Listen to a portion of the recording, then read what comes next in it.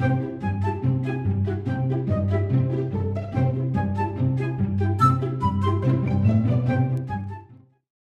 we are on the edTPA website. There's a few things that we want to show you on this website as you go through the registration process here. First of all, before you start, you need to have your voucher number that should have been sent to you from Marina Walker before you can proceed, because at some point we're going to be asked for that. So make sure you have that before you proceed. Now, in case you don't know, right over here on the right hand side is the link we're going to click on to actually start the registration process. As you can see, most of the pages here require you to do some reading. Read through them carefully, make sure you know what you're doing before you click next. Most of the information you come across will be very intuitive to you. On this page here, we're going to click on this middle link here because we want the Integrated edTPA Platform Provider System. So I'll click here. Most of the pages that follow, you should be able to use your good judgment to go through each page. There'll be a few pages where we'll show you some things to look for. On this page here, where you have the assessment selection, keep in mind that you have many different choices and that the example that we use in this tutorial may not match the assessment that you will use for your program of study. For our example here, we're going to choose elementary education. Another important thing to remember here is you need to click Add. Selecting it in the drop-down list is not enough. You have to click Add to actually get it in the list. Okay, once again, on the Educator Preparation Program, you'll select the drop-down for University of Wyoming, and once again, click Add before clicking on Next. You have the option of select additional states. You only need to worry about those other additional states if you plan on working in one of these 4 states. On this page here, you will see that we have the ability to enter a voucher number. So you'll click on Enter a Voucher, and this is where you will enter the number that Marina Walker has given you. To retrieve your authorization key, you can always go into the edTPA website. Under My Account, click on Current Registrations, and then click on Manage edTPA Portfolio. We'll use the edTPA Platform Provider. Acknowledge. On this page, you can see that the authorization key is there for you. You may be able to copy and paste it into the appropriate place.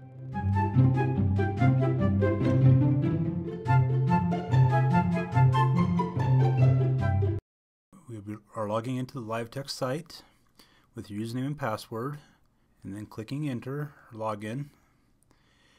This takes you to the LiveText site where you'll want to choose. In this case, there's 2 choices for the edTPA assignment. There's the literacy or the math. We're going to do the final literacy. So we will click on Begin Assignment. On this page, you will need to verify in step 1 the assignment details, and then in step 2, you will click on Attach Files. On the pop-up window, you will click Choose File, and then on the Finder window or the Explorer window, you'll go through and find your files, and you'll choose those files and make sure you choose the file that's for the right part. And then you'll go through and repeat that process as much as necessary until you have all the files uploaded. And then you will click Attach Selected Files. On the screen, you will see the attached files. Make sure that they are all there, all the parts you need. You are now ready for the next step.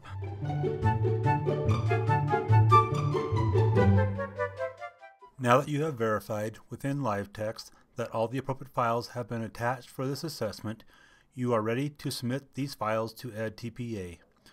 Towards the bottom of the screen is the section Send to edTPA.com. After clicking on the red button, you will be asked to select a file for each part of the assessment.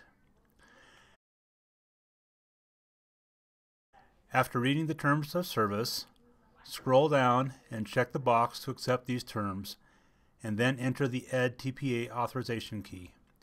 You should have access to your authorization key 2 ways: in an email from edTPA.com, or you can also retrieve it from the edTPA website. To retrieve from the edTPA website, log in, and under My Account, click on Current Registration, Manage edTPA Portfolio, edTPA Platform Provider, Select checkbox and click Continue. This next screen will have your authorization key. Select and copy if you would like. Switch back to the LiveText window and paste the key. Now click the green Send to edTPA button, then OK on the pop-up window. This will synchronize your files between the LiveText account and your edTPA account.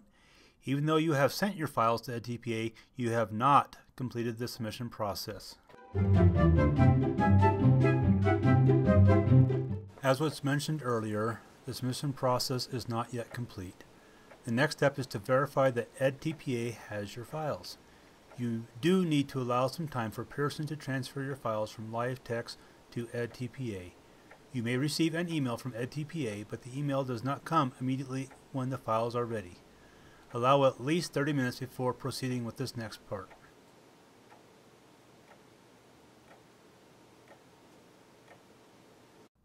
After waiting, you need to log back into the edTPA website.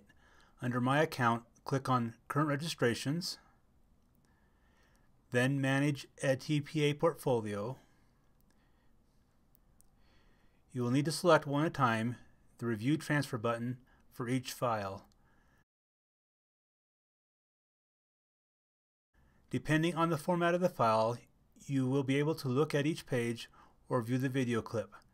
This is your last chance to make sure you submitted the correct file in the correct place.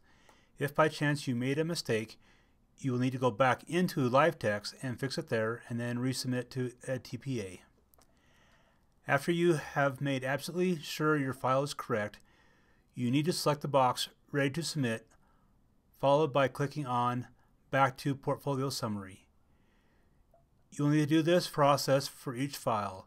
You may notice that for each file that has been verified, that the button changes from Review Transfer to View, and the progress bar starts filling with green. Some of the artifacts, for example videos and student work samples, require you to select a label. Click on the Add Label link, and from the drop-down menu, select the correct choice. You may change the label later if needed. When all the files have been reviewed, you will need to click on the Submit Portfolio for Scoring button. A pop-up window allows you to make changes to your registration, but if everything is correct, you can click on Continue. You will need to click the box to acknowledge the submission agreement, which you read, of course, didn't you? And click Continue. One more time, they ask you to verify that you understand the submission is final, and then click Submit. The next pop-up window is the one you've been waiting a long time to see. Click OK and then treat yourself. You deserve it.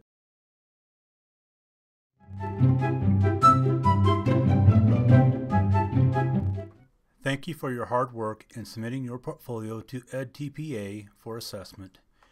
You should see the results sent to you either by email that you registered with edTPA or by postal mail sometime this summer. If you need additional information or assistance, you can start with the LiveText web pages hosted on the college website at www.uwyo.edu/TED/LiveText, or you can contact Marina Walker or the Technology Coordinator, Brett Sorensen. Once again, thank you.